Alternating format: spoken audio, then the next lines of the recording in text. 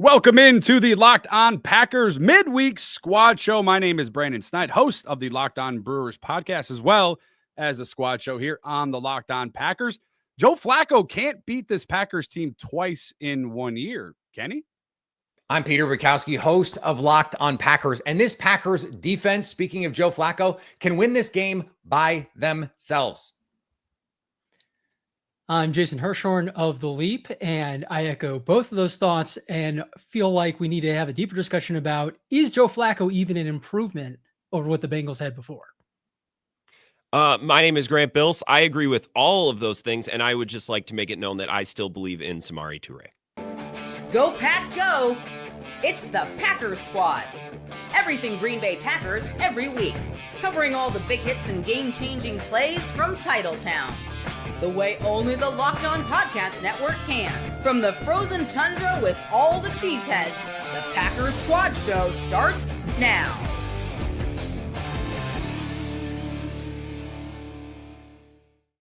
Locked On Packers, part of the Locked On Podcast Network, your team every day. Follow the podcast on Twitter, Locked On Packers. Like us on Facebook. Subscribe to the podcast, Apple, Spotify, wherever you get podcasts. You will certainly find the Locked On Packers one, the number one Packers podcast on the internet. And for the fans who know what happened, they want to know why and how. As always, thanks to everyone who makes Locked On Packers their first listen each and every day. Tonight's episode is brought to you by FanDuel. Right now, new customers can bet just $5, and if your bet wins, you'll get $300 in bonus bets to use across the app. Lots to get to tonight. Some new faces on the Packers midweek squad show. Later on, we'll dive into the group chat. We'll see if this Packers team, this offense, can get rolling against a bad, very bad Bengals defense. The post-bye reinforcements could be on their way. We'll break all of that down. But, Peter, let's begin with the Cincinnati Bengals, a new addition to their team this week, I think roughly 24 hours ago or so.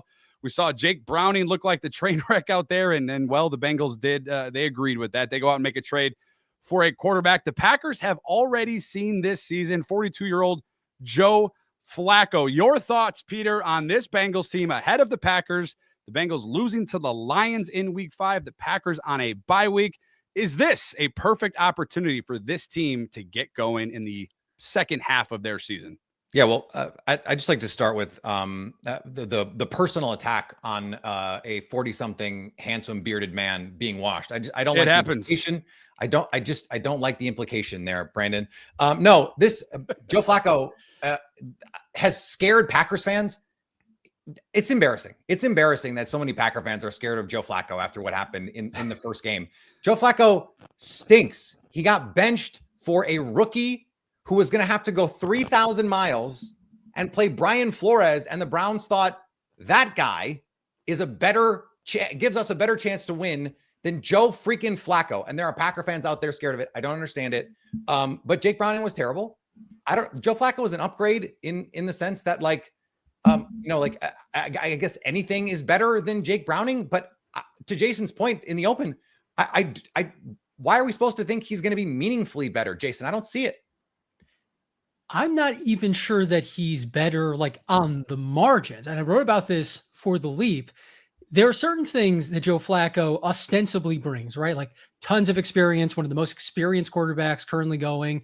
And despite that, he had an approximately as bad touch or interception to game ratio as Jake Browning.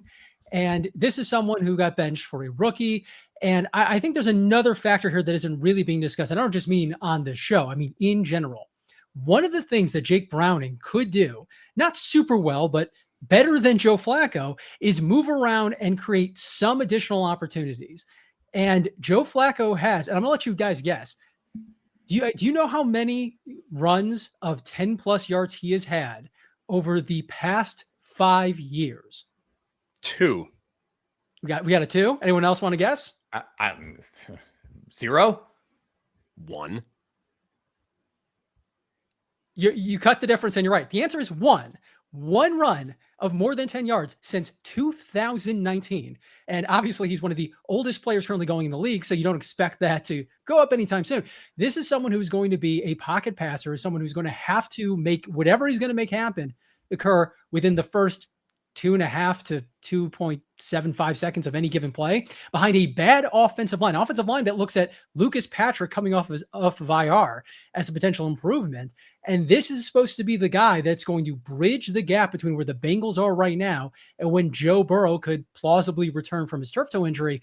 I just do not see it. And frankly, I'm not surprised that they looked for a different quarterback. I'm surprised that this is where they landed. Can I just say I'm not scared of Joe Flacco? I'm not scared per se. I'm more worried. You guys know how the NFL works. It's just you get a bump. Like the rest of the locker room might wake up just a little. You know what I mean? Like, does it really matter? Yeah.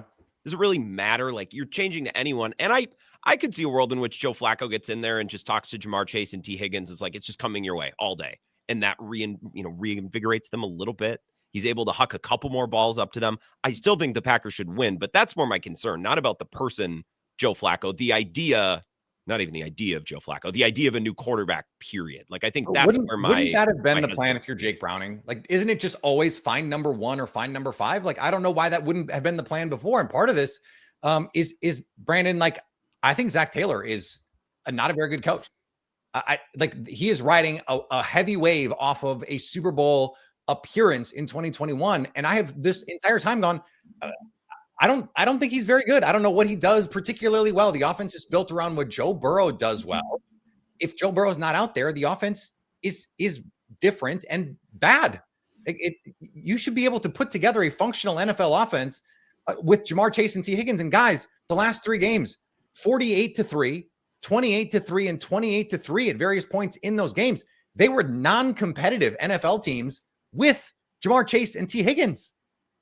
I think, I don't know about Zach Taylor. I guess I'd have to look at it to actually say. I mean, he's went to the Super Bowl, and I know he has Joe Burrow and has a plethora of weapons offensively. Their roster building isn't great, right? That offensive line. If you thought Joe Flacco wasn't the team great, is quietly bad. Yeah, that offensive line and Cleveland makes this team, this offensive line look like a JV squad. The thing with this is that the Packers did this to themselves. The Packers did this to us. To Grant's point, they did it to us. You lose to the Browns on the road when you had that game in hand for most of that game. Then you go into Dallas and you allow a team that didn't have 2/5 of their offensive line, and you didn't have CeeDee Lamb, arguably one of the best receivers in football, and you allow that offense to put up 40 points against one of the best defenses going into the NFL. At least we thought it was, especially with the addition of Micah Parsons. So this is the Packers' fault, Peter. They do this to us. I understand I get what you're saying. It's an older quarterback. He doesn't move well. The offensive line for Cincinnati is not great. They've been blown out every game, really since Joe Burrow's left. But I don't know if I trust right now this Packers team. Obviously the offense looked a lot better, but then on the flip side, the defense looked horrible. So I don't know what Packers team we're going to get. I understand all of that. The Packers were 14.5-point favorites. I know the odds makers, it's not everything. Did that move? They were 14.5-point favorites with Jake Browning. The Joe Flacco trade was made. Guess what the line is? 14.5. Okay. Correct. The odds makers don't think it's any different with Joe Flacco. And they're the ones, they build castles in the desert for a reason. It's not because they're wrong about these things very often. So I understand it is, I try not to, and this is I'm stepping on Grant's bit. I try not to tell people how to fan. I don't like to do it. Oh, okay. But I do understand that there is a part of fandom that is guarding your heart and saying the Packers are 14.5-point favorites. I don't want to get my hopes up because if they lose, it is gut-wrenching when that happens. And I think it's actually more important that we go in with our eyes open saying the Packers should blow this team out. They should blow the doors off this Bengals team. And if they don't, we have to be able to, all of us, come on our shows or on our content platforms and say, this was not good enough. And when you make the Micah Parsons trade, you are saying we are a Super Bowl team as the Green Bay Packers. If you don't perform, Grant, then you have to live with that. You have to live with the pressure of being 14.5-point favorites. And this team to date, I think Brandon is right to say they have not proven they can handle that pressure yet.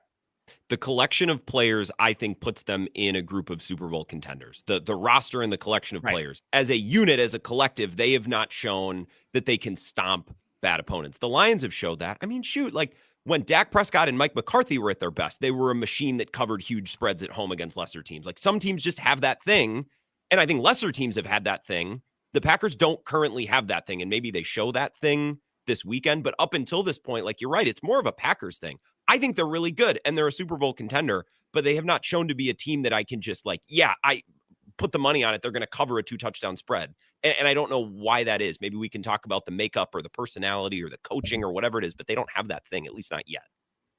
They haven't had any consistency throughout.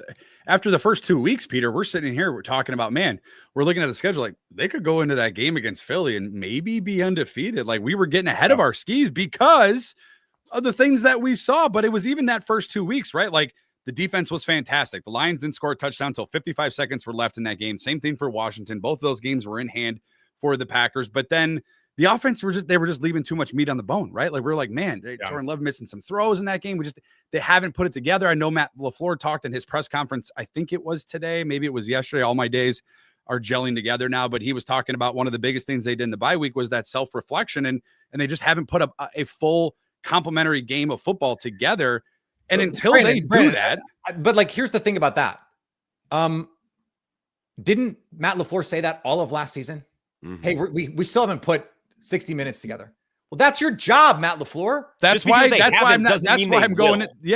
going in with this with a little bit of I understand. I don't want to say fear. I think the Packers are going to win, but it's like, I don't know. Like I could see, the juice being brought by getting a new quarterback, a new voice in that locker room. I'm sure Jamar Chase and T. Higgins are loving it. Would just be so embarrassing for the Packers. But like, it's important that you level set expectations. And I think the expectation going in has to be the Packers win this game comfortably. Like it has to be one of those games where you go, if the Packers play, I think if the Packers play a B+ game, they win 31-14 or something like that. But that's not even their A game, right? So can you just give us the B+ game? Just show us that. Just show us you can pull just enough out of your genes to dominate this game, right? Like that's you don't have to give me everything. You don't have to give me the full Travis Kelce. Just give me enough, Is that a new Taylor Swift? Yeah, it is. I'm just get past that. That's for the 4 people on that are listening that actually get that joke. That's fine.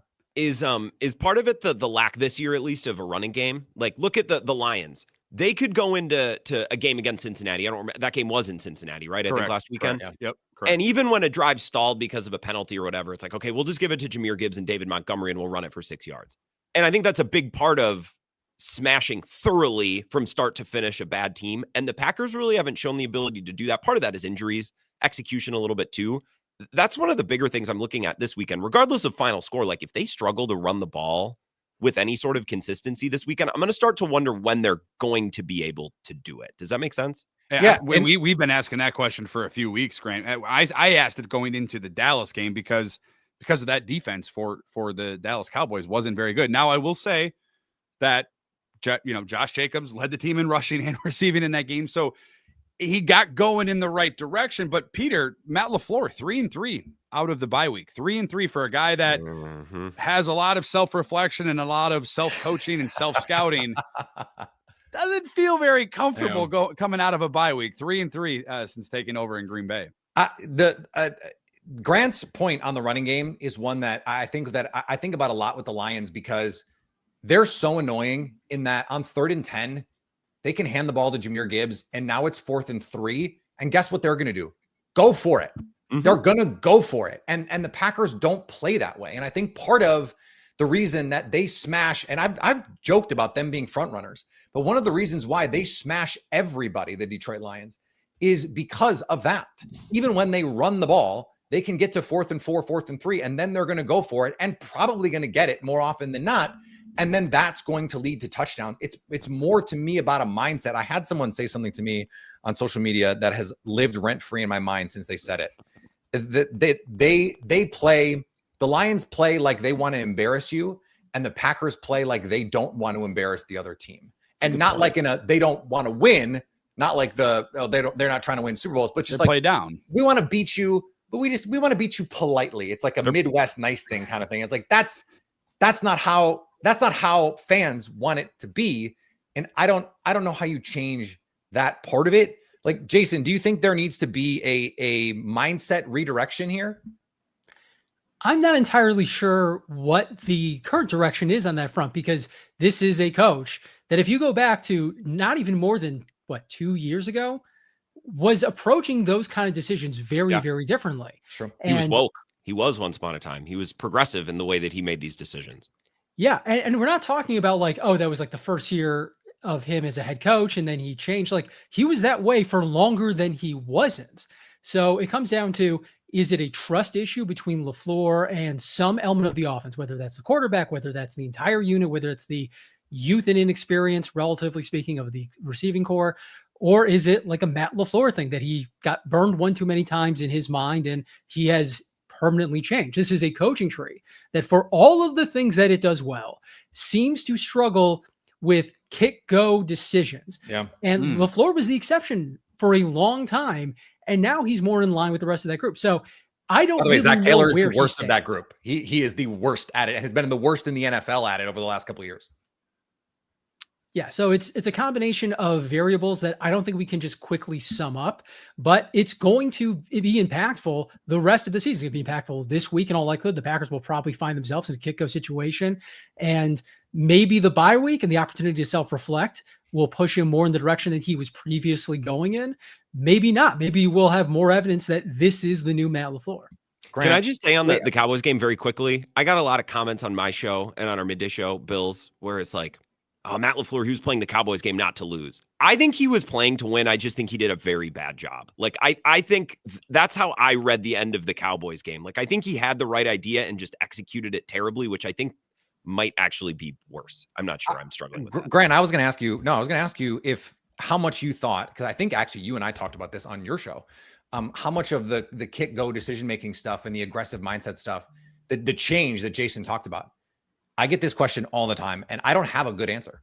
How much of it do you think is Jordan Love? Like, as in he doesn't trust Jordan Love? Well, just there's a difference between Aaron Rodgers on 4th and 4 and Jordan Love on 4th and 4. I suppose. I don't know. So last year, I thought Matt LaFleur, I said at the end of the year, I thought he regressed as a coach. I thought in certain moments he called play A instead of B, and he just had a bad year. Clock management, challenges, timeouts, kick-go situations. I just thought he had a bad year. And part of that, I think he got conservative because Jordan Love and the offense wasn't clicking. He was injured and other reasons. And I thought coming into this year, I expected him to revert or to go back to more of the version that we had seen previously. I thought last year was a bad year. And I've seen a lot of the same things through the first month. So maybe it's a Jordan Love thing. But that's weird because Jordan Love's best trait is just letting it fly. It's not like he's coaching. If he was coaching Mac Jones, then yeah, with all due to Mac Jones, who's been good. But like Jordan Love is this gunslinger cowboy, like his best trait, he's at his best when you let him play quarterback. So that would seem backwards to me if that was Matt LaFleur's approach. Yeah, and it certainly felt like in that week 4 game against the Cowboys, that was taken away from him. The Packers, though, did get some much needed good news this week after their bye week. We'll discuss what and who coming up after this. Today's Locked On Packers Squad Show is brought to you by FanDuel. The NFL season is here, and FanDuel has an offer you do not want to miss. Right now, new customers can bet just $5, and then if you get that first $5 bet to hit, you get $300 in bonus bets. That's right. Pick a bet, put down $5, and if it hits, you'll unlock $300 in bonus bets to use across the app. Whether you're a casual fan or love diving into the stats, FanDuel makes the game day experience so much better. So what are you waiting for? Visit FanDuel.com to download the FanDuel app today to get started. Once again, go to FanDuel.com and download the app today. The Packers coming off of their bye week. We talked about this throughout the course of a couple of weeks ago, Peter. The bye week, when the schedule comes out, the first few things you look at is, okay, who do they open up the season? Do they play on the holidays? When is the bye week? The Packers with a week 5 bye week. And my initial thoughts were, man, that's early. You know, we had week 14 last year. That was kind of late. But it came, I think, at the best time for this team. It seemingly always does. But the Packers did get some good news. Zach Tom, albeit limited, had the pads on at practice today. Aaron Banks, albeit limited, back at practice with that groin injury. Christian Watson, the freak, the alien, whatever you want to call him, 270-something days post-ACL surgery is out on the field running albeit in limited fashion. In your opinion, Peter, who do the Packers need most to return after this bye week? Oh, it's Zach Tom by a mile. And the numbers, I think, bear that out. I mean, the offense is just so different when you have to have someone else out there. Darian Kennard has played admirably, I think, in place of Zach Tom. But what Zach Tom being out there allows you to do is Jordan Morgan then becomes your interior swing player. So if Aaron Banks is ready to go, then Morgan can compete with Sean Ryan at right guard. I think Sean Ryan, if it weren't for all these injuries, we'd be talking about how bad he's been. I think it's seriously regressed compared to last year, where I thought he had turned himself into a quality player. I think Rasheed Walker has taken a step back. But I think what we're seeing right now, Brandon, is offensive line is so continuity based. It's all about playing together. And then it's a weak link system, right, Jason? Like this is a business where it is about how bad your worst player is, not how good your best player is. And even though Zach Tom is in fact their best player, when he's out, now you've got to put materially worse players in there. And now you might have two more players who are much worse than Zach Tom. And then we have this waterfall effect that makes everybody worse. It's the weak links, and it's also where those weak links are located. You mentioned the struggles that Sean Ryan has had. Well, now he's playing next to a backup right tackle. Yeah. That's not just a weak link. That's a weak side of the offensive line. Now, you can run to the other side. You can do things like that, but we've already talked about Rasheed Walker's issues, not as strong as Sean Ryan's, but those still matter. So if they're able to get Zach Tom back, even if that's the only real change that they get back this upcoming week, hypothetically, that's going to make things materially easier for the construction of that protection plan, of the way they want to attack in the ground game. That's how big of a domino he is for that unit. I'll make the argument it's Christian Watson. And I know we probably won't see him in week 5, week 6 now, technically, against the Bengals. His practice window just opening up. And I think maybe the earliest we'll see him is against Arizona, but it feels like, and you guys can correct me if I'm wrong here, but it feels like this is such a different offense when Christian Watson is on the field for Matt LaFleur in the run game and in obviously the passing game. And when you don't have a Jaden Reed and your Matthew Golden, I still don't understand the process with Matthew Golden and what they're trying to do with him or the lack thereof. But this is a completely different team when Christian Watson is lined up at wide receiver. I think Zach Tom is great. I mean, he got paid, and rightfully so. I think the trenches are obviously, probably the second most positional group on a football field, and it's vital to keep the quarterback right. Nothing matters if you can't protect the quarterback or establish the run, and I get all of that. But, man, what Christian Watson does when he's on the field, and then you add him in with, like, Matthew Golden and Romeo Doubs is having a fantastic start to this season, and yeah. I think it just opens up everything else. You talk about the run game, Grant, you mentioned Josh Jacobs, like what that does, with a Christian Watson. Like if you're a defense, like do we double Christian Watson and then leave Matthew Golden one-on-one? What do we do with Tucker Kraft? I don't know. We have Josh Jacobs back there as well. And Romeo Doubs just catches touchdowns all the week. So it's like, I don't really know what to do here and how to defend them. That's why I lean towards Christian Watson. It's a fun argument because you could go either way, but I make the argument to sort of Grant's point about getting the run game going because of what Christian Watson does. So that's an interesting angle. I don't really have a strong lean on either of these. They could all help. I just consider Aaron Banks, right? A player that they identified and they paid all this money to come in and kind of solidify and I think be like a bigger piece in the running game. They wanted to get meaner and heavier and play more physical ball. And I think their pass protection and their receiving core have both been fine. I think they've been adequate. They've been able to sling the ball everywhere. So Watson is a luxury. I can't wait for him to be back. He's fun to watch.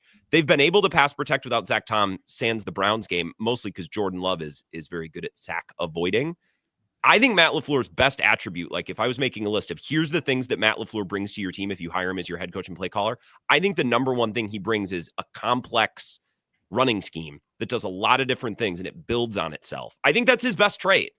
And I think he's hampered and he's not his best coach and you're not getting the most out of him as a coach if you can't run the ball, and they haven't been able to. So take your pick, whether you think Banks or Tom is more important to that. And Watson is important as well because he blocks his tail off. But I think Aaron Banks was just brought in to be just like a solid B+ lineman, and they haven't had that. And I think that's been a big part of why Matt LaFleur hasn't been able to get that running game going. And I think that's his best trait. And I want that to be able to flourish. I think that the running game point is a great one, especially with Matt LaFleur, his ability to then not only build off the running game, but then go into the play action pass game and create shot plays. That's all he wants to do is run the ball and play action shot. Like that's what, if that could be the whole offense, like the 2023 49ers offense is like his platonic ideal for what an offense would be. I would even go back to some of like the Jimmy G stuff. That's why like he's on technically the McVay tree. I think of him more as a Shanahan disciple. Jason, I would love to like get your thoughts on that, like as a sidebar here. But the inability to run the ball has been such a problem for this team. And that is an offensive line continuity problem. So getting the offensive line back is useful. I also like Josh Jacobs has played one good half of football in 4 games. That's troubling. And we've seen the numbers, like Saquon Barkley has not played his best coming off a year where he got a heavy workload. This is why someone like Marshawn Lloyd not being back, like we're talking about the guys who are going to help. It would be really beneficial for this team to create some explosive runs, because if they don't have someone like Marshawn Lloyd, they can't do it. Josh Jacobs is not giving them that. Even at his best last year, he wasn't really doing that. Yeah, and I think this still comes back to the offensive line, to your earlier point. And it's not just the ground game, it's not just the passing game, it's the whole thing. If you look through the first 2 weeks of the season for Green Bay, they were, at least Jordan Love in particular, was one of the most downfield most aggressive downfield passers in the league. Now, that was 1 week where they had effectively their starting offensive line for the majority of the game, the vast majority of the game. A week 2 opponent that was not able to take advantage of the absences along this offensive line. And then in week 3, when it's a Cleveland Browns defensive front headlined by Myles Garrett, where they're able to take advantage of those weaknesses, you saw a change in the way that the Packers approached offense. You know, Jordan Love went from being like, I think it was like number 2 or number 3 in the entire league in intended air yards to something in the 20s the past 2 games. Mm-hmm. And it's hard not to look at that and say, that's because of what they're comfortable doing or not doing behind that version of the offensive line. So, you know, if Zach Tom and or Aaron Banks are not available in week 6, then maybe Christian Watts comes back and it doesn't really matter that much, because they're not going to be able to do the stuff downfield that they like to do. Conversely, if that offensive line does get at least some of those starters back, you know, then maybe you are able to see some of the more downfield passing concepts come back into the play calling. Maybe you're able to see a few more big rushing lanes for Josh Jacobs. And you can see all of those things that were not quite right the past few weeks come all together. So I think this again comes back down to that offensive line and what they're able to do, or what they're at least comfortable doing with the injuries. Can I just say on Peter's observation very quickly? You're not wrong in that like Emmanuel Wilson was in a couple runs in the Cowboys, and did he not look more spry? Like they brought him in, and I'm like, oh, there's some. I don't want to think that Josh Jacobs is limited or whatever, but my eyes did show me in a couple plays where it's like, oh, Emmanuel Wilson had a little extra spunk that I don't know if I've seen. It would be nice to have Marshawn Lloyd. I forget he's on the team. Yeah, and you should, because the 10 career snaps. 10 career snaps. Missed 21 games. It's what not percentage enough, of those snaps I go back to Grant's point about the run game and wonder why then we have not seen them build the plane more out of Jordan Love. Like they're still a team that is pretty balanced overall. I'd like to just see them sling the ball a little bit more against the Dallas Cowboys, who they rushed the passer a decent amount in the first half. They still played a lot of conservative passing calls, even in the second half. One of my biggest problems with the late drive against the Cowboys was the proliferation of the RPO. It was a ton of RPO receiver screen stuff. And I'm just like, just throw the ball down. Every time you throw the ball more than 5 yards down the field, someone is open. I don't know why it hasn't, like it has caused Matt LaFleur to play scared the last 2 weeks in ways that we're just not used to seeing him play scared. It is so different from what we saw against like the Colts and the Titans last year, when it's Malik Willis doing crazy stuff in the run game, to Grant's point, but then slinging the ball down the field. Like some of the best plays of Christian Watson's career came last year in the 2 weeks when Malik Willis was the quarterback. The receiving core turned into, you know, Chris Carter and Randy Moss from Randall Cunningham for 2 weeks somehow, and then couldn't catch the ball the rest of the year. It was a bizarre thing. I don't know why it hasn't caused them to be more aggressive passing the ball, but I think this week, Trey Hendrickson's the only guy who can beat you. The rest of this front is just they're not good pass rushers.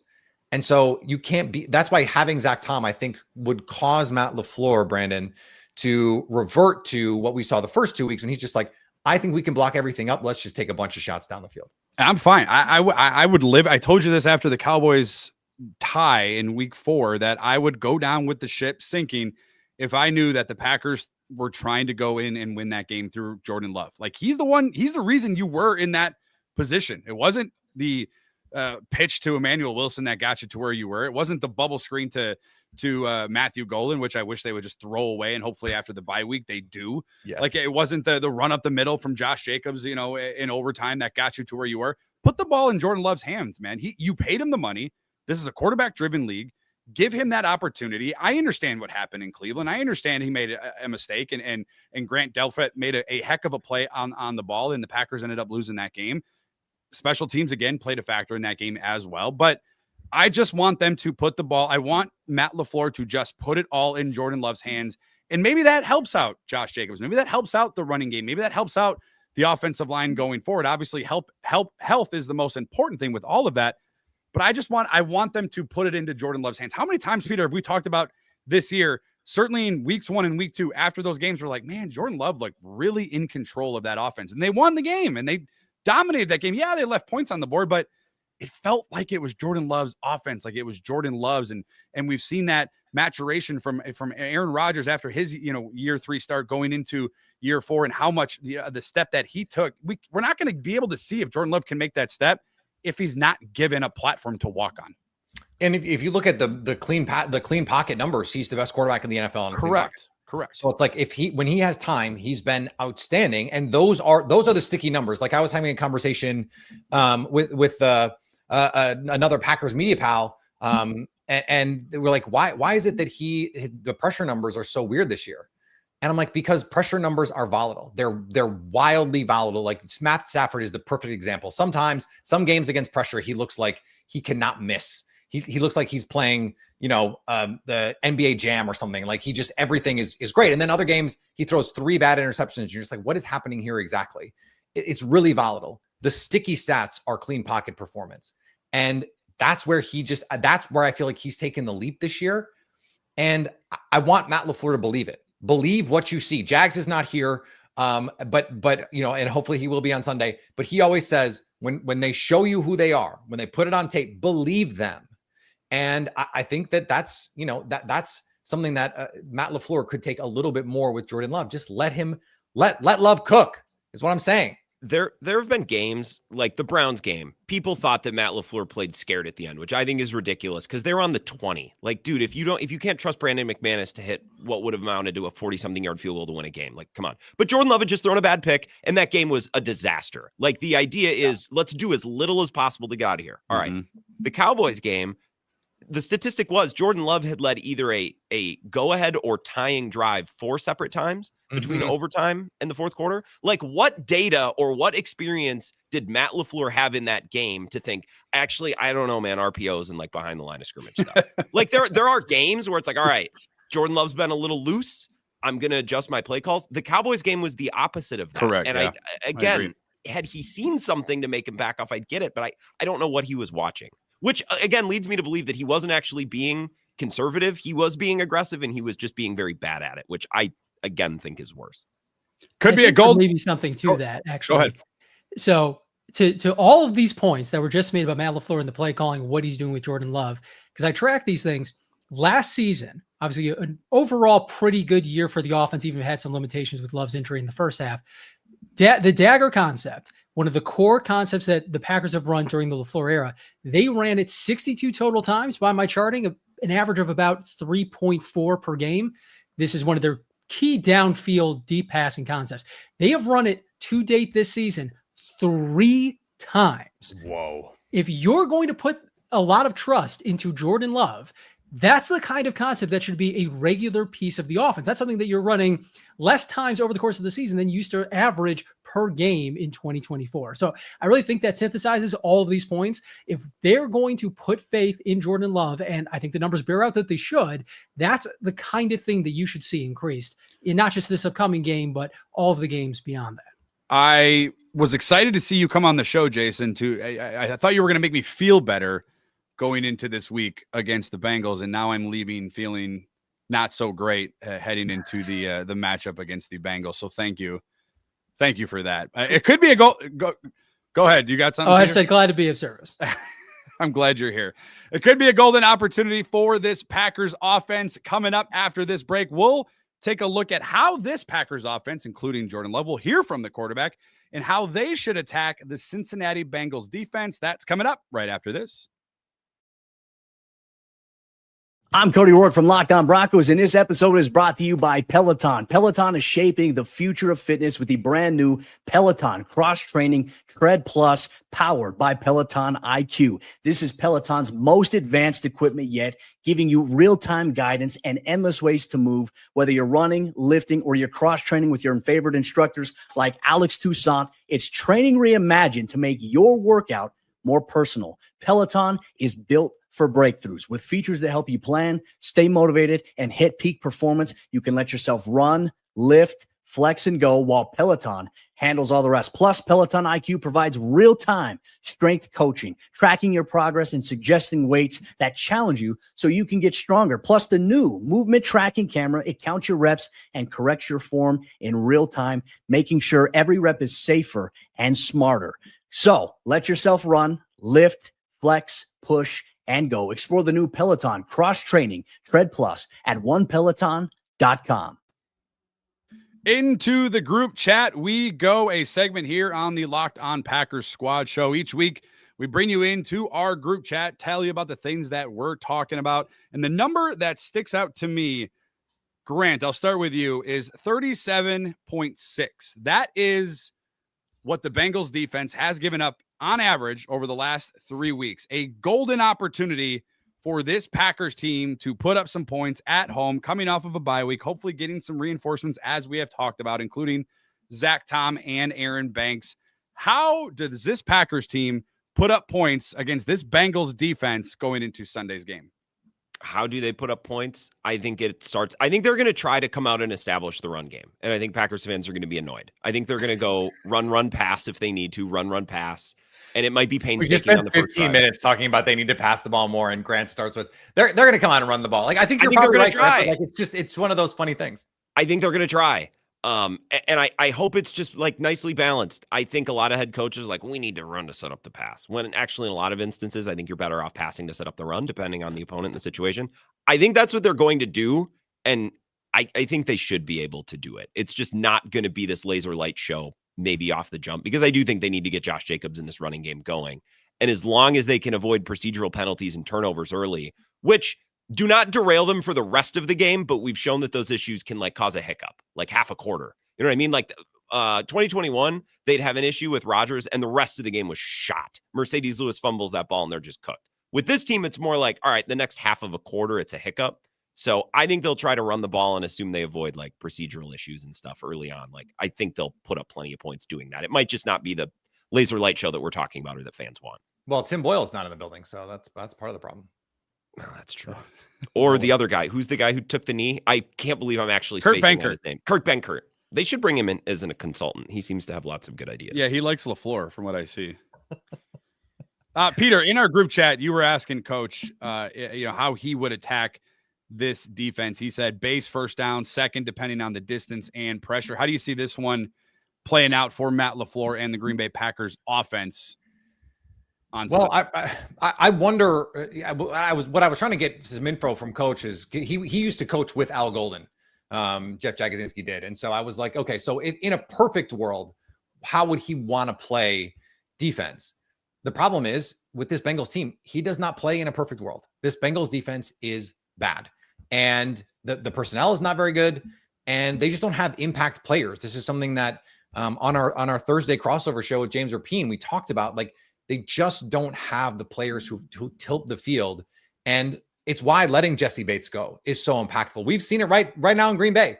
Look at how different this defense looks with Xavier McKinney on it versus with him off it. Like the difference with the 2023 defense and the 2024 defense is really just is really just Xavier McKinney, and then Edgerrin Cooper by the end of the year becomes this other player. And now you have Micah Parsons, Edgerrin Cooper, and Xavier McKinney. And that is fundamentally changes the way you can play defense. This team, they just don't have a lot of answers. And Jordan Love has been really good against the blitz this year, The problems that he's had have been when his offensive line has lost and given up pressures on either 4-man rushes or some of these like 5-man surface rushes, which I don't think are blitzes, but we don't have to quibble about that. That's every quarterback. I just don't think this Bengals team can take much advantage of that. Trey Hendrickson is awesome.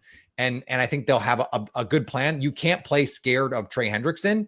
I also think this Packers defense is going to get some turnovers. Joe Flacco, Jason mentioned it. The turnovers per game, the interceptions per game. I mean, the Packers were unlucky in that the one interception that Flacco threw, it didn't even get charted as a turnover-worthy play by PFF because it was an end-of-half heave. It didn't even really matter. The interceptions against the Bengals cost the Browns that game that Joe Flacco threw. Like, he's thrown some really bad interceptions this year. And so I think the defense can also set them up for good offense. And the defense has played well, but we haven't seen them do that yet. We haven't seen them make that game-changing turnover play in the middle of the game. I guess some of the 4th down stop against the Lions would constitute one, but that essentially ended the game. I think that's a different kind of thing. Jason, maybe you can talk me off the ledge here, but I'm going into this week, and this is maybe a bit dramatic. I have the tendency, Jason, to do that on this program, but I'm going into this game, if I'm Matt LaFleur, and I'm clearly not, but if I was, I am doing everything to get Matthew Golden going and consistently get Matthew Golden going. Like, if this is jet sweeps, a lot of jet sweeps. Yeah, a bubble screen maybe.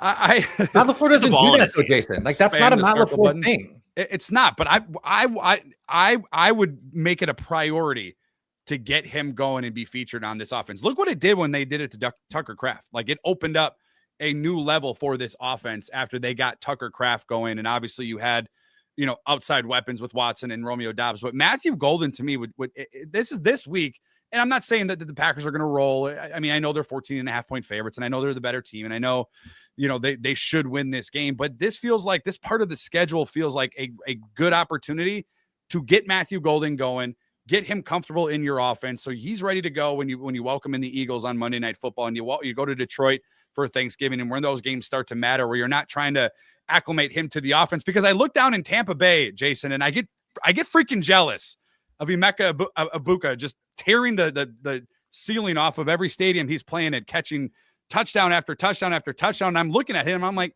why can't Matthew Golden be that for us? Like, and I know he can. I look at him and I'm like, I know he can do it. I know he has the skill set to do it, but it feels like we're just not using him in the right way. I would just focus on doing everything to get him going for this Packers offense, because when he gets going and you welcome back Christian Watson and you got Romeo Doubs, who's been one of the best starts of his career, I think, this season, and you have Dontavian Wicks, and eventually you'll get Jaden Reed, and we talked about Josh Jacobs. I don't know how you defend this team when you have all those pieces going in the same direction. So on the Golden point, I think you're right. Like, you can stop there, Jason. You can stop there. We could. You're right. Yeah, no, I'm just kidding. I'm kidding. Get cleared, Jason. You're good. So let me throw some numbers at you. So, and I know you guys have talked about Matthew Golden before, but going into this week, he is one of the most consistently open receivers by basically any of those metrics that you look at. He has also a catch rate over expected of plus 11.4% for Next Gen Stats. So this is a guy who gets open consistently. And even when he's either not open or he's in a difficult position to reach, he is still achieving more than you would expect. And because of the way they're deploying him, to your earlier point, he has about a 1.4 yards per route run. So there's a discrepancy there, right, between what he's clearly capable of doing, just from what the numbers tell us, and the way that they're deploying him. And I think one of the ways that they're going to use him starting this week, and if not then soon thereafter, is not just attacking vertically, because we know that he can do that, but using him more in the intermediate area. And this is why I think this week is critical. Look at the linebackers that the Bengals have. Yeah. They're mostly running two guys there. It is a rookie, one they took in the second round, but a second round rookie, a linebacker, is never a sure thing. Edgerrin Coopers are pretty rare. And one of their top linebackers in terms of use is old friend Oren Burks. Ooh. So there are plenty of opportunities here to attack that section. He's like, wait a second, what? No way, really? Attack that section of the defense. And I think those linebackers could also materially impact the way they approach the run game, right? Like, there's so much they can do getting, in the spinner series, some of those wide zone runs. get those linebackers moving, and then attach some play action concepts to that in the game plan. And that's where you can see Matthew Golden getting behind those linebackers, the Yankee concept, some of those bootlegs that they've been doing a lot this year. And that's how you can get the ball in his hands with space to operate. And I don't know if he's going to put up Emeka Egbuka numbers because they're using him at a volume that rarely do you see with a rookie receiver. But you could see a bigger day for Matthew Golden than you've seen from him thus far in his young career. And he had a great start against Dallas. And then he had a big catch, maybe the biggest catch of the game on 4th and 6 to keep that drive going. Had he played to sit in the zone, right? Like Jason, I remember last year you wrote the piece about Jayden Reed becoming the number 1 receiver, them using him on their staple concepts as, the guy on Yankee and some of their staple concepts here. How do you think Christian Watson's return impacts that? Like Golden is the speed guy until Christian Watson comes back. He's got to be running some of those clear outs on their staple concepts. With Christian Watson back, now all of a sudden he can be the guy getting the ball, not the guy clearing space for the guy getting the ball. Reality is that once he's finally there, is probably going to do both. It was never the case before that Christian Watson was only like the deep dig on Dagger or the guy running the deep over on Yankee and some of those concepts. He was doing that, but he was also doing the clear route, like the route that's like it's technically available, but its primary purpose is to clear defenders from a space so that someone else can work underneath. But Watson, again, once he's back, even if he's on some kind of a pitch count, that can change the geometry of that defense. If you have Watson running a deep vertical route and you're if you're Al Golden here, you're going to make sure that there's a safety going with him, right? And then maybe underneath that is the Matthew Golden deep dig. And that's when you could see Golden getting the ball in space down the field with room to run. So these things absolutely can work in concert. Watson, I think, is bringing a critical speed element that it's not that they lack, but that they lost a little bit when Jayden Reed went down. I think that's one of the things that we didn't really consider collectively when he suffered that collarbone injury. Like, he's a speedy receiver, and they run him on a lot of those clear out routes, or at least they have over the course of his career outside of like that first month and a half of 2024 that you were referencing. And when you don't have that, it does change how you create space in the passing game. Watson, obviously, when he's healthy, can create that spacing or be the person taking advantage of it. So Watson, even if he's only playing, 10 snaps a game early on, if that's in fact what happens, I think can really change the way that they approach the passing game. Can I just say, there's all this great football lingo being thrown around, and I always learn a lot listening and reading to you guys. Can I just very simply put, just let Matthew Golden play actual wide receiver? These are all great concepts, or just let him play wide receiver and don't turn him into, and Peter, you've talked about this. We need a guy to be our gadget guy, so I guess it's Matthew Golden. Yeah. Just don't make him be that guy, because he's shown that 4th down play, I think, is a great example of when he recognized there was a soft spot in the defense and a lot of lesser wide receivers or I don't know, rookies would keep continuing on their route. And he in that moment recognizes, no, I'm just going to sit here and wait because the defense is going to allow me to be open here. He's a good receiver. Let him play receiver, actually. I think he's shown he's really good at it, and he should get more opportunities. I co-sign that. That is a Matt LaFleur bug, I think, sometimes. And he did it with Christian Watson early in his career, too. It made him a jet sweep guy. And it's that's just he's really fast, but that's not really what he's good at. Savion Williams is so much better as a design touch player. I want to flip sides of the ball here, Brandon, if I can, for a second, because I opened the show saying that I think this defense can win the game all by itself. Micah Parsons right now leads the NFL in pressures per game. They're down a game. And yet they are still top 5 in total pressures this year. They are 4 or 5 short of the league leaders in pressures. They're short a game.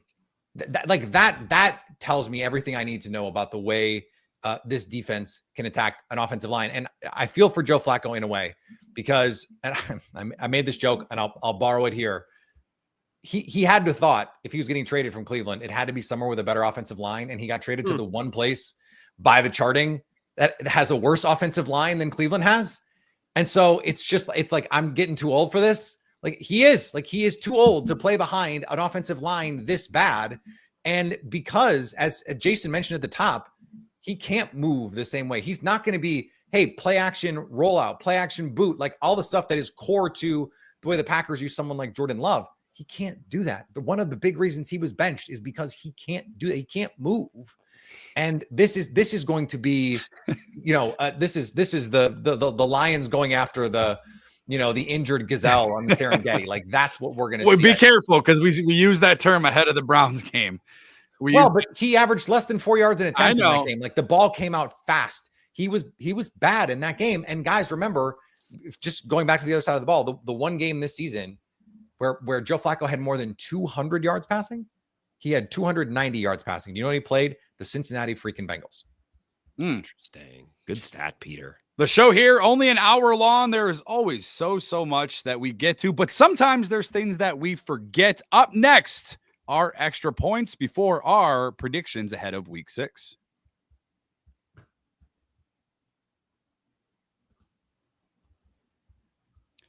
The Packers will welcome in the Bengals off of their bye week at Lambeau Field, a 3:25 Lombardi time kickoff, and the Packers 2-1-1 on the season. The Bengals coming off of a very bad loss to the Detroit Lions. We call this segment Extra Points, and Grant and Jason kind of putting you a bit on the spot here. So I'm going to lead things off because it's things that maybe we didn't bring up on the show. Maybe there's things you want to emphasize on that we didn't get to, that we missed or, had to move on from. I'm going to begin off of my Matthew Golden point, and I talked about the Packers getting him involved and making this week and this part of their schedule sort of that emphasis going forward and what that can do for this team going into November, December, and hopefully into a deep playoff run. My other point I want to make about this offense is what is Luke Musgrave's role on this team? What is it? What is he here for? I go back to when the Packers drafted him in the second round, and after the Packers had their draft, Matt LaFleur was at his press conference, and I don't remember a player drafted that he would. I know he was excited about Jordan Love on the Zoom there, but I don't remember a player, you guys, where he was more giddy, excited about than Luke Musgrave. And I understand he's had some freak injuries, some things that out of his control. But when you talk about being able to unlock this offense with Matthew Golden and getting Christian Watson back, the things that they could do if they unlocked or allowed, I don't even know the term to use when it comes to Luke Musgrave, because we don't know what their goal is for him, what they want him to do, what his role is on this offense. I want to get that question answered in the second half of the season. I shouldn't say second half, but post bye week, because he's such a weapon, Jason, that if you get him going in that passing game, and I know he's not a stout blocker, he's not known for his blocking, but you turn on his tape at Oregon State and it looks like a completely different player from there to where he is right now for the Green Bay Packers. I want to figure out what the goal is, what the mission is, what the role is for Luke Musgrave in this Packers offense. Yeah, wouldn't it be nice if they were able to figure out how to use their seam stretching tight end on a regular basis? They really haven't. I think that's a very interesting point. I am curious to see what they do along the interior of that defensive line, because it seems pretty clear that Devontae Wyatt is not going to be back for this game, and he may not be back for the week after.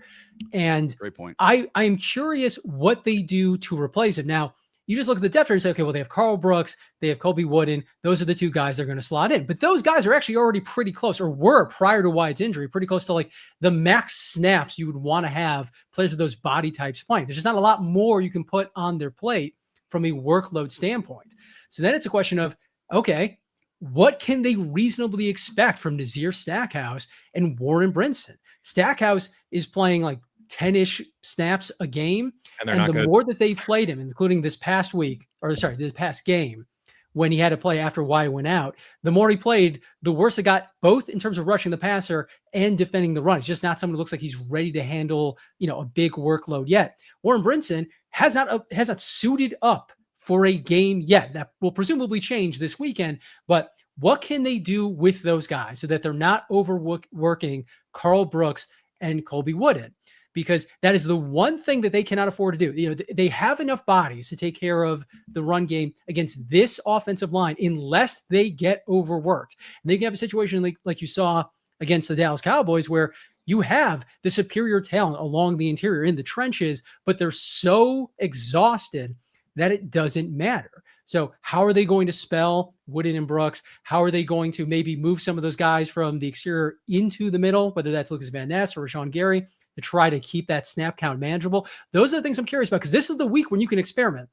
This is not an offense that is likely to take advantage of that. And you want to have those answers in your pocket for the following week and the weeks to come if Wyatt is not either ready to go or he's not able to play a full allotment of snaps. These are the answers you can get in a game like this.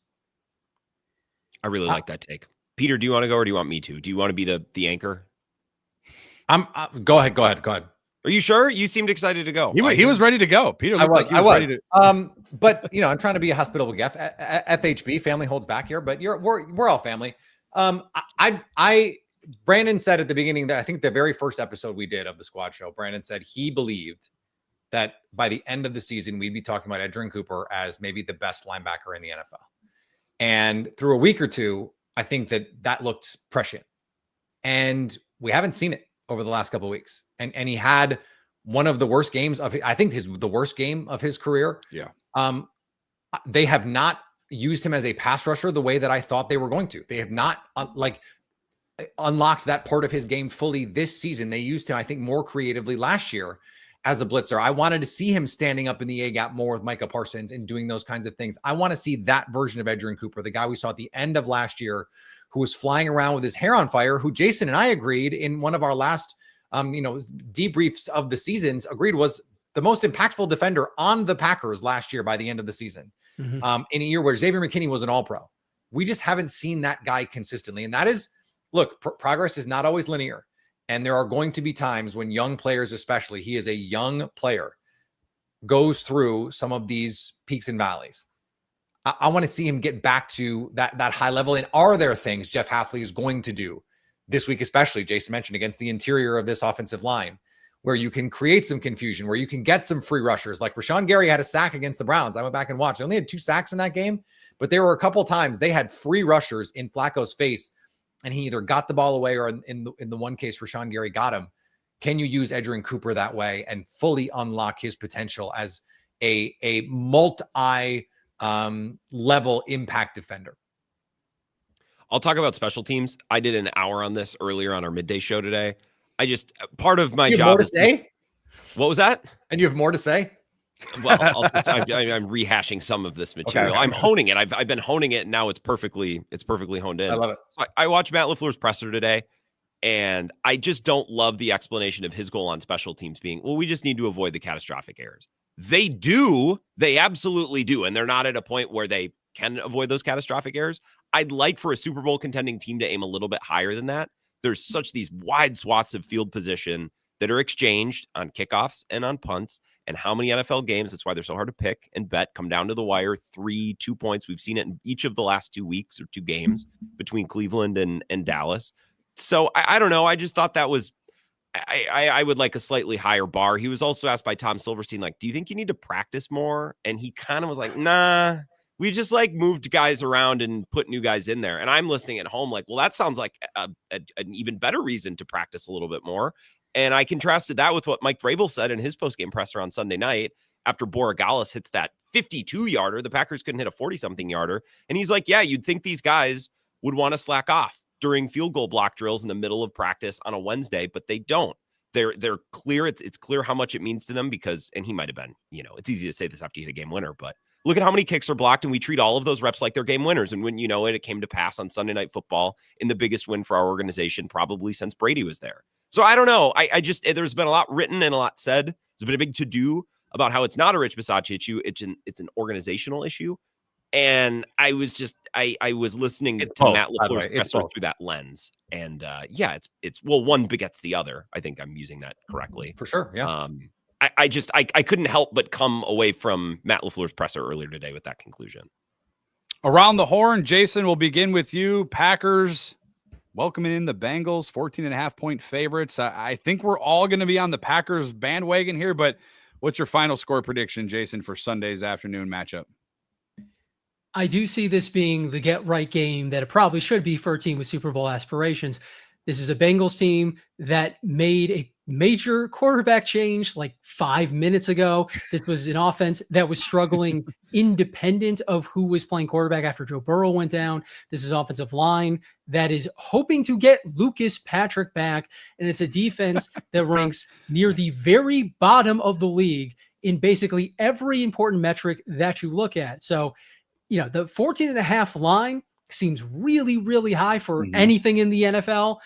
But I understand why it's that way here. The Packers are at home. They have, the rest advantage. I do actually think that they will cover here with something to the tune of like 34-14. Grant, hopefully they don't need a field goal to win it. What do you got this one? Let's pray. I actually am. Jason kind of is thinking along the same lines. I think 34 is the number that I kind of settled on. I think they'll give up probably one or two more scores than Packers fans would love. Yeah. I'm old-fashioned. I just don't think you can go into games thinking this better be a blowout or else, because it's the NFL, and a lot of times it just doesn't work that way, and we love to say it never should have been close, but games often are. All that being said, I don't think it will be that close. I think it'll be like 34-17. Yeah, I've been saying 31-14 just as something like I throw out there, like, oh, they got to win this game 31-14. Like that's been the number in my head. So I feel like that's kind of where I feel like, but if it's 31-17, if it's 31-21, because, they get a late touchdown and it was a game that was never really that close, I could certainly see that. I think Jason is right. 14.5 is a lot of points ever. I mean, it was Bills, Saints, and that looked like the best team against the worst team. And that was nip and tuck the whole way. So I think we do need to remember that part of it. But this Packers team is just so clearly so much better than this Bengals team. I was saying it on socials yesterday, or no, today. We don't have to pretend like yesterday is today or today is tomorrow. The Bengals roster is just not very good. And I was saying that before the season. I didn't understand why people thought that was a playoff team. The roster is not very good. And without Joe Burrow, it's I think it's the worst roster in the AFC North. I think it's one of the worst 3 or 4 rosters in the NFL. It's just bad. The Packers are much better. This should be a convincing win, period. Yeah, Matt LaFleur out of the bye week. We talked about it earlier, 3-3. I don't really know what to take from this team yet. They're inconsistent in all 3 phases of the game. I do have the Packers winning. I do think it's a closer game. I have it 27-17. You still got Jamar Chase and T. Higgins on that side. At some point, the Bengals, this is quote unquote. That would be a disappointing offensive performance, Brandon. I would agree, but until otherwise, and I understand they put up 40 points against the Dallas Cowboys. This team, again, prove me wrong, please. I'm begging you to prove me wrong, Matt LaFleur. I think it is going to be one of those games where the Packers start off hot and then kind of, Grant was talking about, like afraid to put anybody down, the way that they should. And I think they probably let off, the gas a little bit and then, eventually close it out. I have it 27-17, but great stuff out of all of you. Huge thanks to Jason and Grant for joining the program. Thanks to you guys for being a part of it. Friendly reminder, the Locked On Packers Squad Show and Daily Show are free and available wherever you guys get audio podcasts. For Peter Bukowski, for Jason, for Grant, we are signing off for now. We will be back with you, though, after Week 6. I know, Peter, you'll go live right after the final whistle. We'll go live after you're done. You'll have 90 minutes of Locked On Packers post-game talk. You won't be able to find that anywhere. So friendly reminder, Peter will go live right after the final whistle, and then you'll get all of us after for a long, extended post-game. Thanks to each and every one of you guys for tuning in. Thank you for making Locked On Packers part of your day each and every day. And as always, stay Locked On Packers.